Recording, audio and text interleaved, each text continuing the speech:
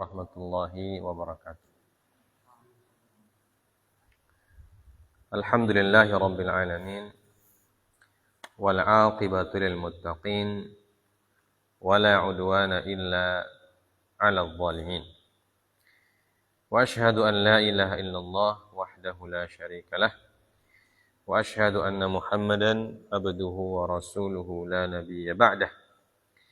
Allahumma salli wa sallim wa barik ala nabiyyina Muhammadin sallallahu alaihi wasallam wa ala alihi wa ashabihi wa man tabi'ahum bi ihsanin ila yaumiddin, amma ba'd. Segala puja dan puji serta syukur kita panjatkan kehadirat Allah Subhanahu wa taala yang telah memberikan kenikmatan anugerah kepada kita yang tiada tara. Sehingga pada malam hari ini kembali kita melaksanakan suatu halaqah zikir ya, yang kita sebutkan dalam hadis-hadis yang kita baca dalam kitab Riyadhus Shalihin. Halaqah zikir adalah halaqah yang sangat dicintai oleh Allah Subhanahu wa taala. Bahkan orang yang duduk dalam halaqah zikir, walaupun tujuan awalnya bukan untuk ikut halaqah, tapi melihat orang berhalaqah dia ikut duduk, maka kata Nabi sallallahu alaihi wasallam, orang yang seperti itu tidak akan rugi karena dia duduk bersama orang-orang yang berzikir. Dan di antara halaqah zikir adalah disebutkan oleh para ulama adalah halaqah yang di dalamnya disebutkan tentang halal dan haram atau dipelajari tentang syariat Allah Subhanahu wa taala. Dan ini kita laksanakan semuanya karena izin dari Allah Subhanahu wa taala. Karena itu patut kita senantiasa bersyukur atas nikmat ini.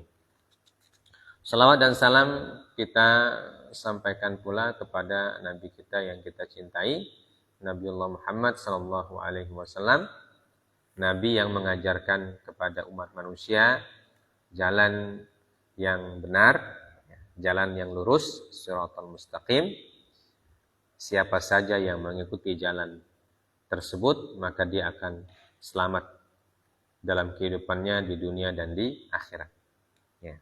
Begitu pula kepada para sahabat-sahabat beliau dan keluarga serta keturunan beliau yang setia mendampingi dan melanjutkan perjuangan beliau. Kita lanjutkan pelajaran kita ya, tentang hukum qisas. Ya. Poin selanjutnya, ya, pekan lalu kita menjelaskan tentang sebab-sebab digugurkannya eksekusi qisas. Ya. Selanjutnya, al-qisasu min haqqil hakim. Ya.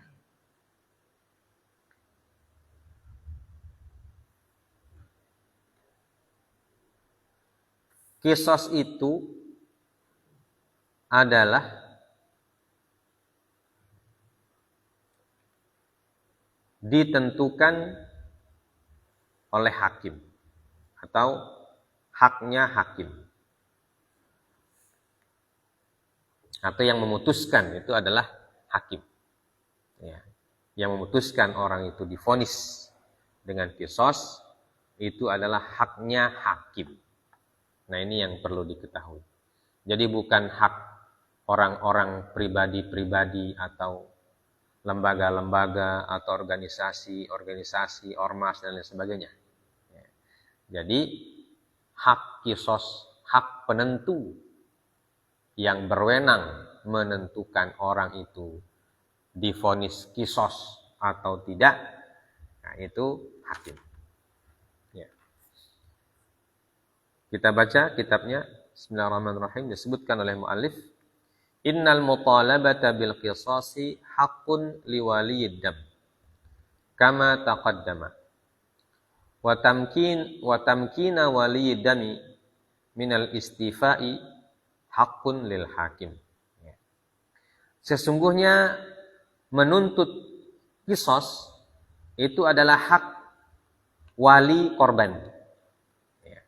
Jadi yang mengajukan tuntutan, ya, atau yang mengajukan aduan atau pengadu, ya, yang mengadu atau yang melapor itu haknya wali korban. Ya. Jadi bukan hak orang lain, ya, bukan hak orang lain. Kecuali wali korban mengamanahkan, ya, kepada orang lain atau kepada suatu lembaga. Nah, kalau sekarang itu istilahnya pengacara. Ya. Mungkin wali korban ini orang yang tidak bisa berargumentasi di pengadilan atau tidak bisa bicara, ya. Kan banyak orang seperti itu. Sementara orang yang menuntut itu kan dia harus bicara. Ya. Tidak boleh orang menuntut sampai di pengadilan dia cuma diam saja, dengar. Tidak. Dia harus bicara. Karena kalau dia tidak bicara, hakim tidak bisa berbuat apa-apa. Ya. Maka dia wakilkan kepada orang lain. Nah, itu namanya pengacara. Istilahnya dalam ilmu fikih, al-muhami. Ya. Al-muhami itu artinya pengacara. Ya. Tapi hak itu ada sama wali korban. Kama taqaddam, sebagaimana sudah kita sebutkan dulu. Ya. Jadi pada bab-bab sebelumnya maksudnya. Wa tamkinu wali dami minal istifai haqqun lil hakim. Ya. Dan tamkin itu artinya yang bisa merealisasikan tuntutan wali korban itu adalah haknya hakim. Ya. Jadi wali korban itu hanya boleh menuntut, boleh mengadu. Ya. Nah, untuk mencapai tujuannya itu, dia harus menuntutnya kepada hakim. Atau mengajukan masalah tersebut kepada hakim. Atau istilah kita sekarang kepada pengadilan. Pihak yang berwenang. Ya. Dia tidak boleh langsung melaksanakan hukumannya. Ya. Jadi kalau wali korban dia tidak laporkan itu pelaku, tapi dia langsung balas, nah itu tidak boleh. Ya. Tidak bisa begitu. Bahkan dia bisa bersalah. Kalau dia langsung yang eksekusi itu orang, pelakunya itu dia langsung eksekusi. Ya. Istilah di masyarakat itu darah dibayar darah, gitu kan? Nah, kalau seperti itu akan kacau, kehidupan masyarakat akan kacau. Ya. Makanya hakim itu diangkat, pengadilan dibentuk itu supaya apa? Supaya tatanan hidup masyarakat itu teratur. Ya. Kalau tidak ada hakim, tidak ada pengadilan, itu orang akan saling menzalimi satu dengan yang lain tanpa ada ujungnya. Ya. Seperti pembunuhan. Si fulan bunuh si fulan. Nah, keluarganya fulan ini ya bunuh lagi dia. Ini keluarganya tidak terima, dia bunuh lagi. Baik, jadi baku bunuh tidak akan putus, tidak akan selesai. Dan itu bisa membinasakan semua manusia. Makanya dalam syariat Allah dan Rasulnya mengajarkan bahwa harus ada yang namanya hakim. Dan hakim ini diberikan wewenang oleh Allah Azza wa Jalla untuk memutuskan perkara yang terjadi di antara masyarakat. Dan hakim yang pertama dalam Islam ya Rasulullah SAW. Beliau hakim yang pertama. Dan beliau yang mengajarkan kepada para sahabat, kepada kaum muslimin, bagaimana cara menyelesaikan perselisihan. Ya. Dan beliau ketika menyelesaikan perselisihan dibimbing oleh wahyu Allah Subhanahu wa taala. Ya.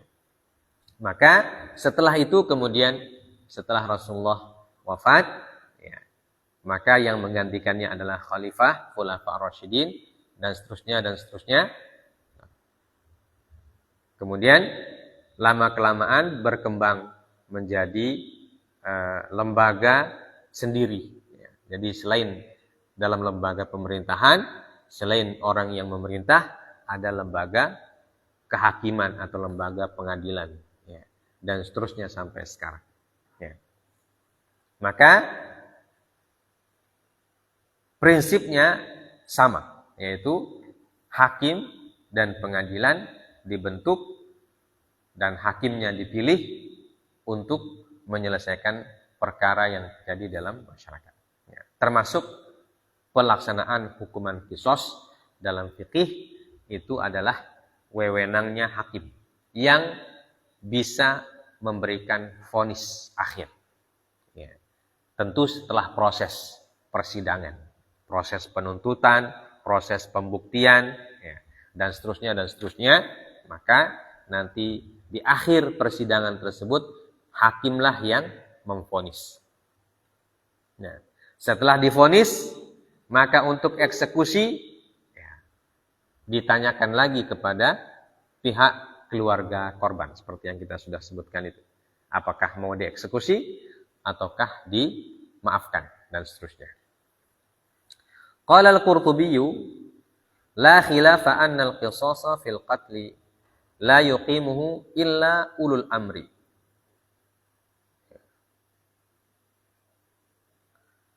Berkata Imam Al-Qurtubi, tidak ada perbedaan ulama atau tidak ada khilaf para ulama bahwasanya qisas dalam masalah pembunuhan tidak bisa dilaksanakan kecuali oleh ulul amri. Ya, kecuali oleh pemimpin atau penguasa. Atau istilah kita sekarang pihak yang berwenang. Ya. Jadi ini dikatakan oleh Imam Al-Qurtubi sepakat para ulama. Jadi sepakat para ulama di kalangan ahli fikih dari semua mazhab bahwa yang punya hak mengadili dan memutuskan ya, hukuman qisas adalah ulul amri, ya, pemimpin atau penguasa atau wakilnya. Ya. Jadi penguasa itu ya, istilah kita sekarang presiden. Ya. Dan kalau presiden tentu dia tidak langsung menangani secara langsung perkara-perkara yang terjadi. Tapi dia buat lembaga tersendiri. Namanya lembaga pengadilan. Nah itu pengadilan itu adalah representasi dari ulul amri ya, dalam fikih. Ya. Pengadilan adalah representasi dari ulul amri atau kepanjangan tangan dari penguasa. Ya. Maka dia diangkat oleh penguasa, diangkat oleh pemimpin. Furida alaihimun nuhudu bil qisas wa iqamatil hudud wa ghairi dzalik. Diwajibkan atas mereka sini maksudnya penguasa. Ya. Diwajibkan atas mereka an-nuhudu bil qisas. Ya. Untuk melaksanakan hukum qisas wa iqamatil hudud dan melaksanakan hudud wa ghairi dzalik dan hukum-hukum yang lain.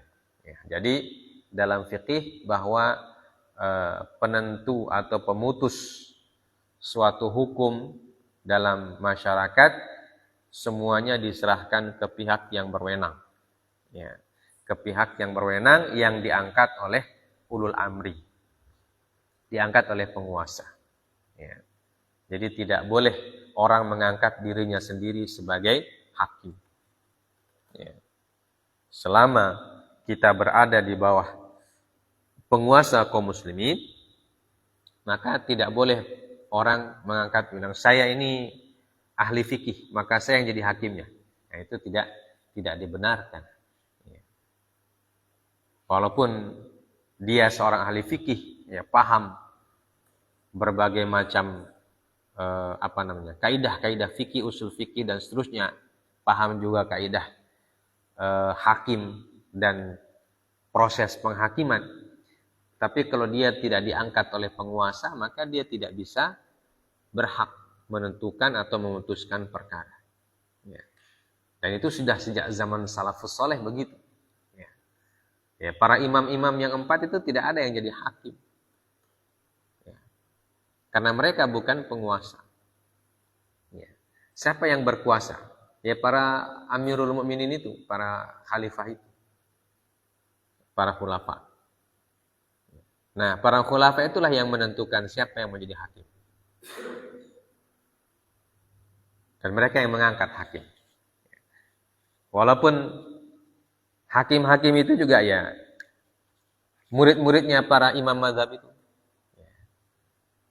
Seperti muridnya Imam Abu Hanifah, ya, Muhammad bin Nasir. Nah, itu hakim dia, qadhi. Muridnya Imam Abu Hanifah.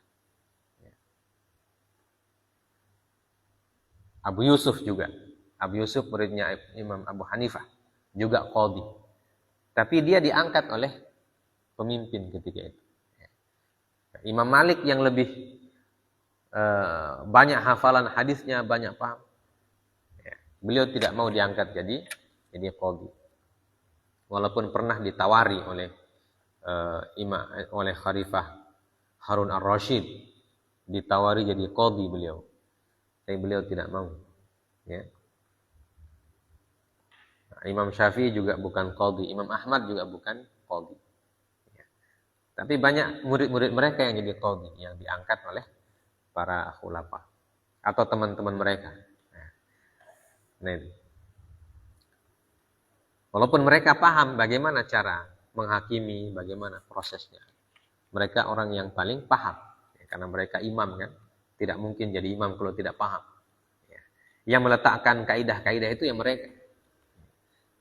Tapi dalam tatanan pelaksanaan aplikasinya itu mereka menyerahkannya kepada para penguasa. Walaupun terkadang mereka juga dimintai pertimbangan. Ya, dimintai pendapat siapa yang cocok diangkat dan seterusnya dan seterusnya. Ya.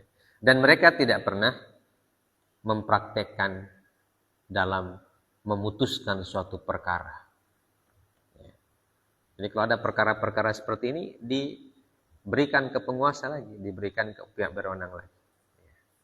Kecuali kalau memberi nasihat, memberi kewajangan dan seterusnya, itu ya mereka yang kerjakan. Ya. Dan seperti itulah sampai sekarang para ulama ada yang jadi qadhi, ada yang tidak. Ya. Nah yang jadi qadhi itu mereka lah yang memutuskan perkara-perkara yang terjadi. Ya. Dan para ulama yang terjadi qadhi ya tetap sebagai seorang ulama. Ya. Istilah sekarang itu menjadi akademisi.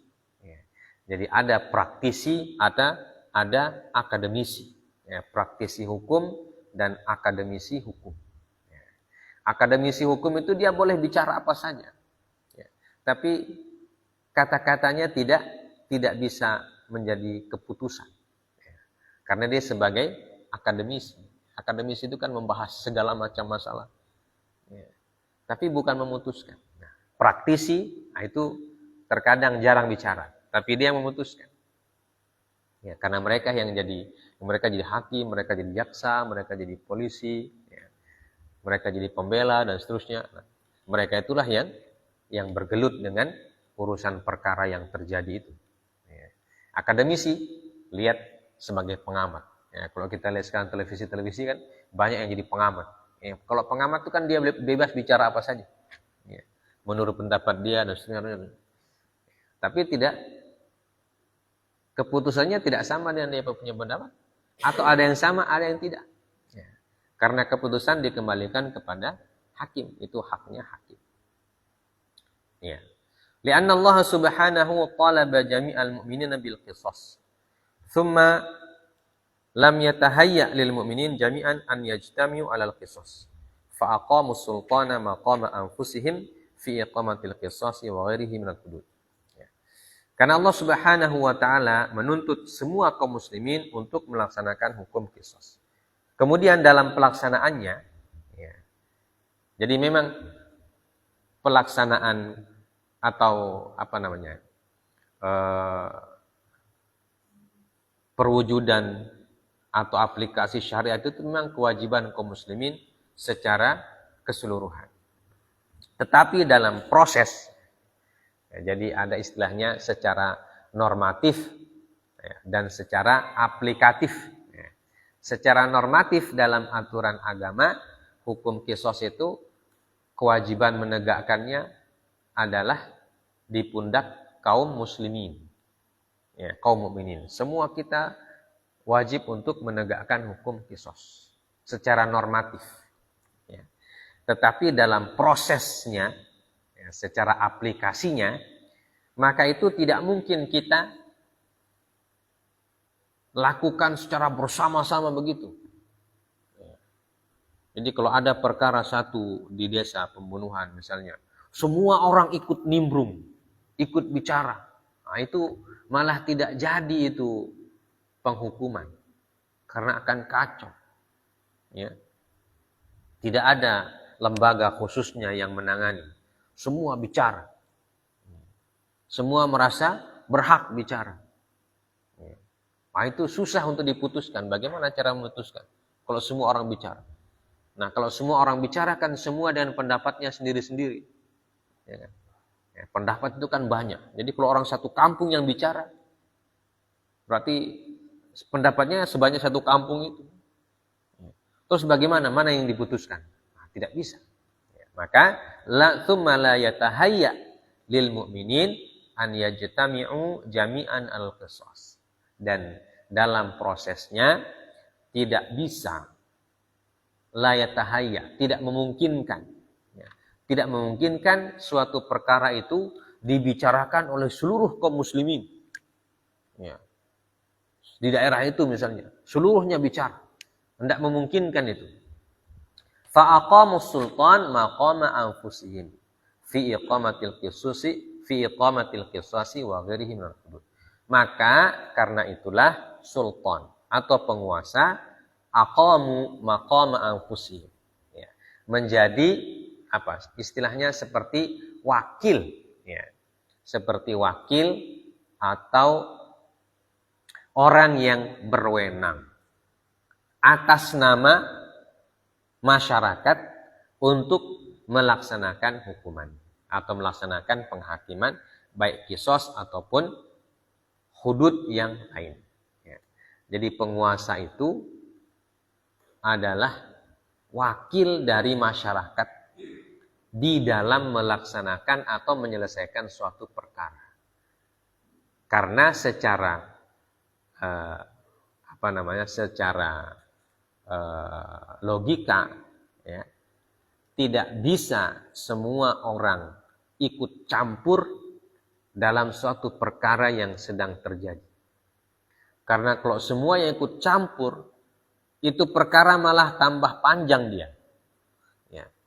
Tidak akan bisa selesai.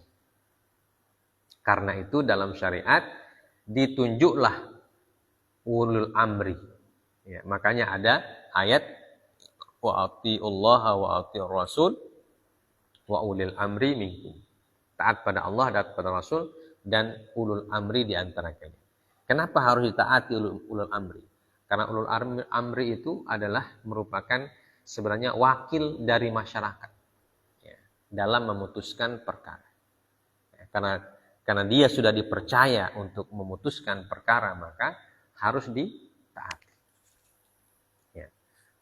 Nah, itu logikanya disebutkan oleh Imam Al-Qurtubi. Ya, sehingga kesimpulan dari penjelasan atau perkataan Imam Al-Qurtubi ini adalah seperti yang kita sudah sebutkan tadi, bahwa hukuman qisas itu diajukan atau diadukan atau dituntut oleh wali korban, dan yang berhak memutuskan apakah terbukti atau tidak, bisa dilaksanakan atau tidak, maka itu adalah haknya hakim.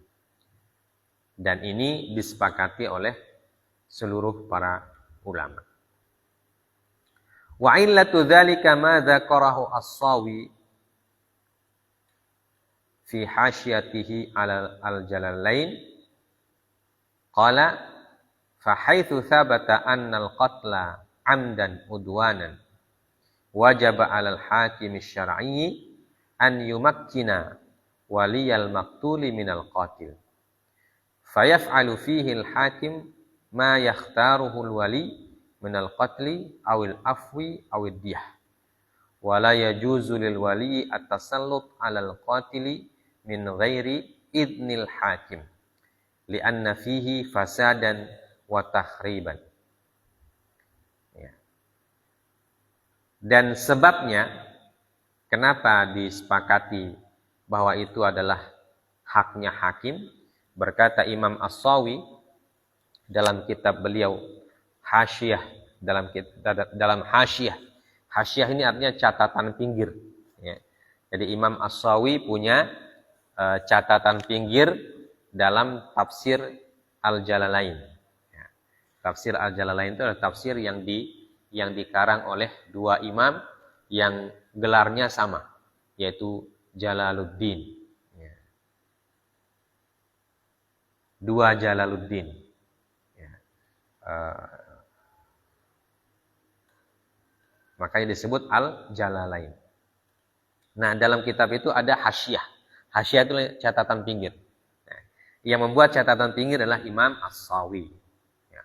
Beliau mengatakan, fahaitsu tsabata annal qatla 'amdan udwanan, dan pada saat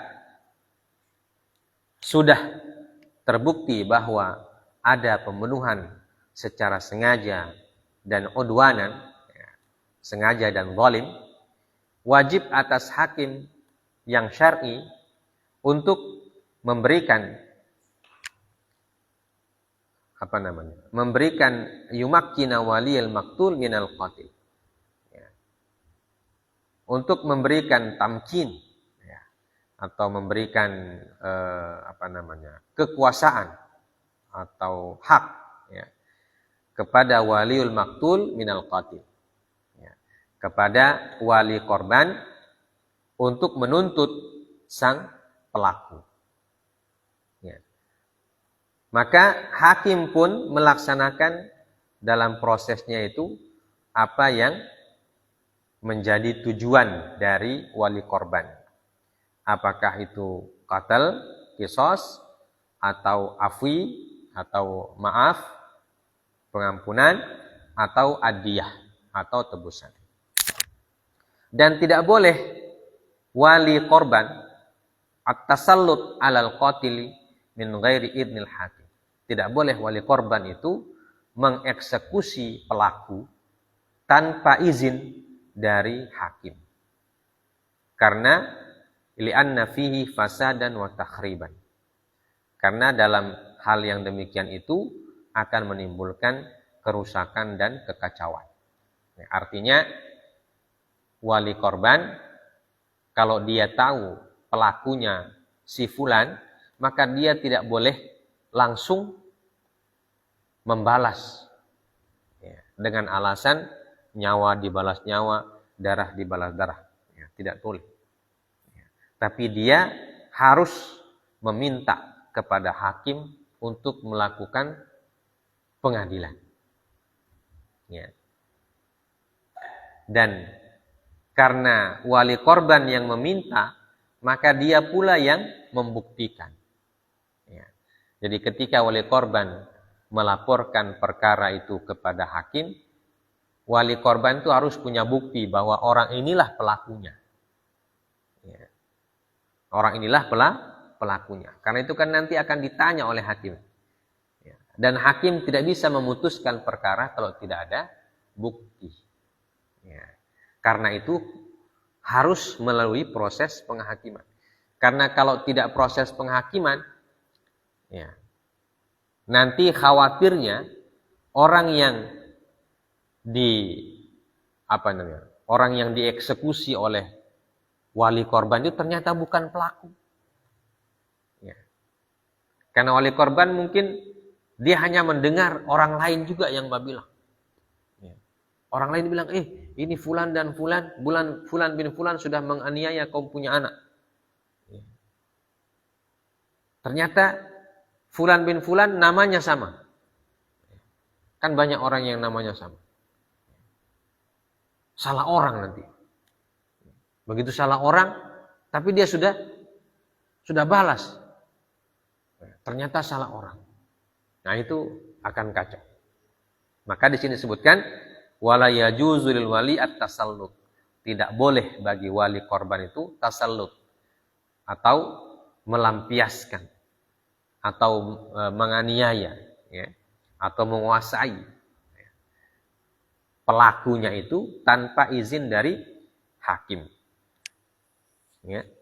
Karena untuk mencegah terjadinya kekacauan dan kerusakan di dalam kehidupan bermasyarakat. Ya, maka hakim perlu dipilih. Fa'idha qatalahu qabla idnil hakim uzzira. Ya. Dan kalau dia mengeksekusi pelaku itu sebelum diizinkan oleh hakim, maka wali korban itu yang dihukum. Ya. Wali korban itu dihukum dia. Melanggar hukum. Ya, dia disebut pelanggar hukum. Karena apa? Karena dia mengeksekusi seseorang tanpa keputusan hakim.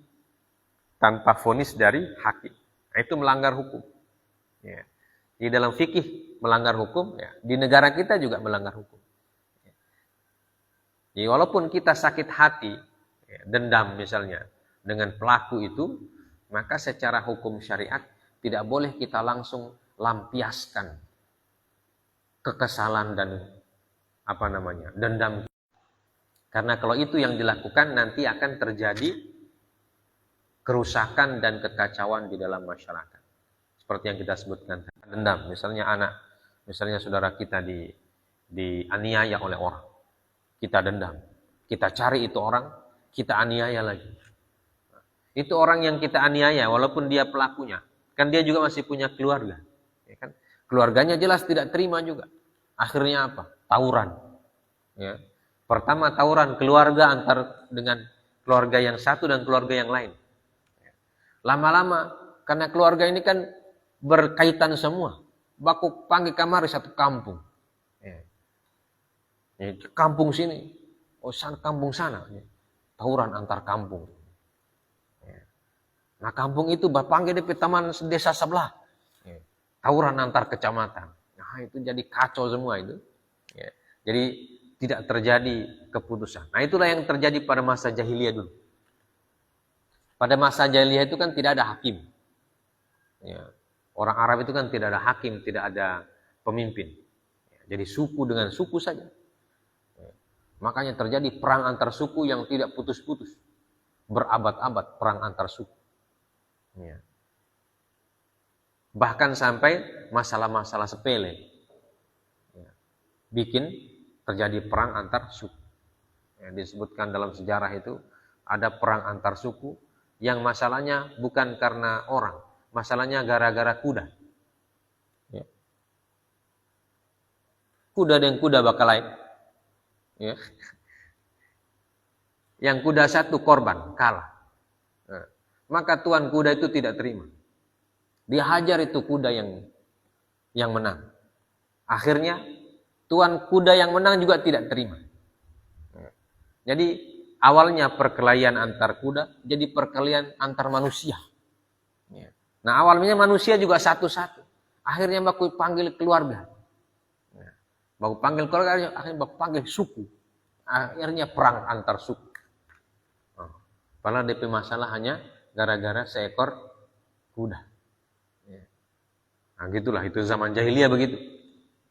Makanya ketika Rasulullah SAW diutus oleh Allah Subhanahu Wa Taala, kebiasaan seperti itu atau budaya seperti itu dihilangkan. Maka Allah menunjuk Rasul sallallahu alaihi wasallam sekaligus sebagai hakim, ya, sebagai pemutus perkara di antara kaum muslimin. Ya, seperti yang disebutkan di dalam ayat Al-Qur'an, ya. Fala wa rabbika la yu'minuna hatta yuhaqqimuka fima syajara bainahum. Maka tidak, sekali-kali tidak, ya. Demi Tuhanmu mereka tidak beriman sampai mereka menjadikan kamu sebagai hakim, ya. Jadi salah satu unsur keimanan dalam Islam adalah menjadikan Rasulullah sebagai hakim. Nah kalau Rasulullah sudah wafat bagaimana? Ya. Maka penggantinya Rasulullah siapa? Khulafa ar-Rasyidin. Khulafa ar-Rasyidin Sudah wafat semua. Siapa? Ya, seterusnya pemimpin. Ya. Jadi seterusnya jadi haknya pemimpin sampai akhir zaman. Ya. Itu haknya pemimpin, dan pemimpin nanti entah dia apakah dia mengadili secara langsung atau dia memberikan wakil atau mengangkat wakil atau mengangkat orang lain untuk melaksanakan prosesnya itu. Ya, seperti zaman modern tidak ada presiden yang jadi hakim. Ya. Tapi presiden berhak mengangkat hakim. Ya. Presiden berhak mengangkat hakim. Maka hakim-hakim yang ada di negara kita ini, siapa yang angkat? Presiden. Ya. Presiden. Yaitu melalui keputusan presiden. Nah, makanya ada istilahnya SK. Ya, surat keputusan. Yang menandatangani adalah ulul amri. Ya. Pihak penguasa istilahnya. Nah, wa 'alal hakimi an yatafaqqada alatal qatli allati yuqtassu biha makhafata ziyadata fit ta'dzib wa an yukila at-tanfidha ila man yuhsinuhu wa ujratut tanfidhi ala baitil mal. Dan hakim wajib mencari alat yang digunakan untuk membunuh itu, atau mencari, sekarang istilahnya alat bukti. Ya. Hakim punya kewajiban untuk mencari semua alat-alat bukti, ya, yang menjadi sumber atau yang menjadi bahan untuk memutuskan itu apakah dia benar pelakunya atau tidak. Ya. Allati yuqtassu biha makhafata ziyadah fit ta'dzib. Maka diambillah alat-alat itu supaya tidak terjadi az-ziyadah fit ta'dzib. Artinya barang bukti itu harus disita. Ya. Harus disita supaya tidak dimanfaatkan atau tidak digunakan untuk menambah besarnya perkara. Ya. Makanya ada istilah penyitaan barang bukti. Makanya kalau proses pengadilan itu kan pihak yang berwenang, ya, itu mencari barang-barang bukti itu, dan barang bukti yang kira-kira sebisa menjadi petunjuk terhadap perkara itu disita semuanya. Ya. Pokoknya apa saja yang terkait dengan proses perkara itu, apakah HP atau foto atau apa saja, yang penting itu bisa menjadi bukti. Ya, maka itu barang bukti. Nah, itu kewajibannya hakim. Dan hakim boleh mewakilkan mencari barang bukti itu kepada orang yang dia percaya. Makanya kalau di negara kita itu namanya kepolisian. Jadi kepolisian itu tugasnya apa? Tugasnya mencari barang bukti. Makanya kalau sekarang itu kan prosesnya kalau ada perkara, lapor polisi. Ya, polisi yang melakukan penyelidikan awal. Ya. Dicarilah saksi-saksi, bukti-bukti apa semua. Ya. Nah, kalau sudah cukup barang bukti, naik ke proses penyidikan. Ya. Proses penyidikan itu orang yang sudah kira-kira, walaupun ketika itu masih tersangka istilahnya. Nah, orang yang tersangka itu akan ditangkap, dimintai keterangan, benar tidak, dan seterusnya. Nah, kalau sudah antara barang bukti yang diterima dengan kata-kata tersangka ini ada hubungan, ya, dan disebut sebagai P21. Nah, P21 artinya perkaranya sudah lengkap. Jadi tersangkanya ada, yang menuntut ada, dan barang bukti ada. Ya. Nah, kalau sudah P21, maka oleh pihak kepolisian diserahkan ke pihak pengadilan. Ya. Diserahkan ke pihak pengadilan untuk memproses penghukumannya. Ya. Maka di situ ada persidangan dan pengadilan. Nah, Jaksa itu mewakili pihak yang menuntut. Makanya namanya jaksa penuntut umum. Jadi orang yang melaporkan perkara, nanti di pengadilan diwakili oleh jaksa dia. Diwakili oleh jaksa atau jaksa yang menjadi penyampai untuk menuntut begini. Ya. Nah, maka nanti hakim yang melihat bukti-bukti yang didatangkan, bukti-bukti yang diberikan, saksi-saksi, ya, keterangan-keterangan yang dituduh, keterangan yang menuduh, semuanya dikumpulkan. Nah, itu baru setelah proses itu barulah hakim memberikan keputusan. Oh, ini ternyata buktinya kurang kuat. Ya. Jadi kalau buktinya kurang kuat, maka orang yang tertuduh itu bisa bebas. Ya. Nah, ini buktinya kuat, sesuai dengan tuntutan. Maka dia bisa divonis bersalah. Ya. Jadi orang masuk pengadilan itu belum tentu bersalah. Ya. Bisa bersalah, bisa tidak. Nanti tergantung pembuktiannya. Nah, kalau orang yang menuduh itu kuat buktinya sesuai dengan fakta yang terjadi, ya, maka orang yang pelaku itu akan divonis. Ya, tapi kalau tidak sesuai dengan bukti, maka tidak bisa divonis. Ya. Wa ujratut tanfid ala baitil mal. Ya. Dan biaya pelaksanaan proses hukum ini dibebankan kepada Baitul Mal. Ya. Baitul Mal artinya kas negara. Ya. Jadi proses persidangan itu nanti biayanya diberikan kepada negara. Karena persidangan itu prosesnya banyak juga, biayanya banyak juga. Mau cari bukti-bukti itu proses banyak juga. Ya. Terkadang orang yang melakukan tindakan itu dia kasih hilang dari barang bukti. Ya.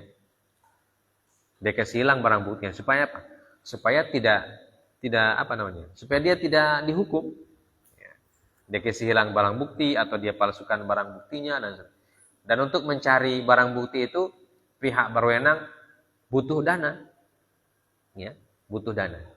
Maka itu dibebankan kepada kas negara. Ya. Nah, ini poin yang pertama.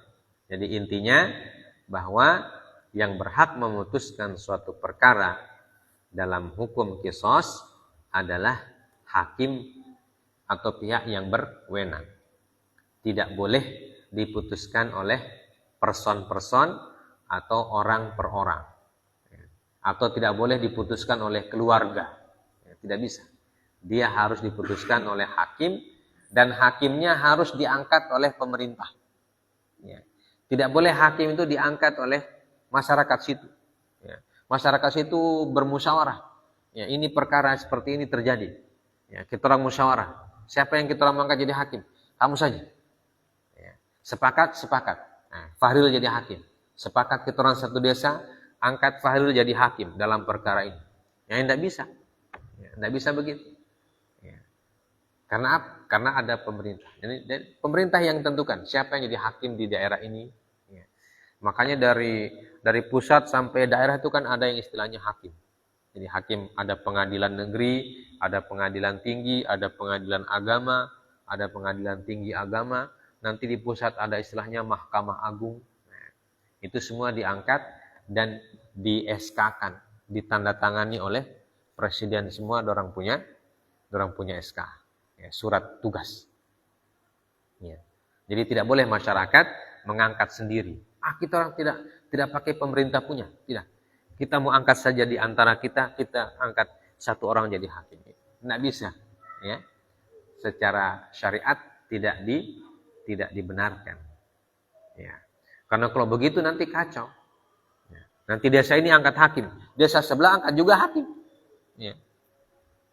Jadi kalau perkara yang terjadi di sebelah, hakim sebelah yang bikin. Ya. Hak perkara jadi kacau juga. Maka dalam fikih disebutkan yang mengangkat hakim berhak itu adalah pemerintah. Ya, supaya tidak terjadi kekacauan. Nah, ini poin kita pada malam hari ini tentang hak memutuskan perkara ada di pihak hakim, sedangkan hak menuntut ada di pihak wali korban atau keluarga korban. Ya. Jadi boleh mereka menuntut, tapi tidak boleh memutuskan. Ya. Nah, kalau hakim mereka yang memutuskan, tapi tidak boleh menuntut. Ya. Karena itu bukan hak mereka menuntut. Jadi tidak ada hakim yang menuntut. Jadi kalau ada orang hakim, ini hakim ini, anaknya dianiaya, maka ketika dia menuntut, dia tidak sebagai hakim, sebagai keluarga korban. Hakim yang mengadili siapa? Hakim yang lain. Ya. Tapi dia ketika menuntut, dia sebagai pihak keluarga korban, ya, tidak sebagai hakim. Jadi jabatannya disimpan dulu. Ketika dia menuntut, jabatannya disimpan dulu. Jadi dia menuntut dalam keadaan sebagai seorang yang mewakili keluarganya atau sebagai wali dari keluarganya. Nah, ini jamaah sekalian yang bisa kita pelajari pada malam hari ini. Semoga kita bisa mengerti, ya, bisa memahami kaidah-kaidah fikih dalam pelaksanaan hukum-hukum Allah Subhanahu wa Ta'ala. Hadanallahu iyyakum ajmain, subhanakallah bihamdik, asyhadu an la ilaha illa anta, astaghfiruka wa atubu ilaik. Wassallallahu ala nabiyyina Muhammad wa ala alihi washabbihi wasallam. Wa akhiru da'wana alhamdulillahi rabbil alamin. Wassalamualaikum warahmatullahi wabarakatuh.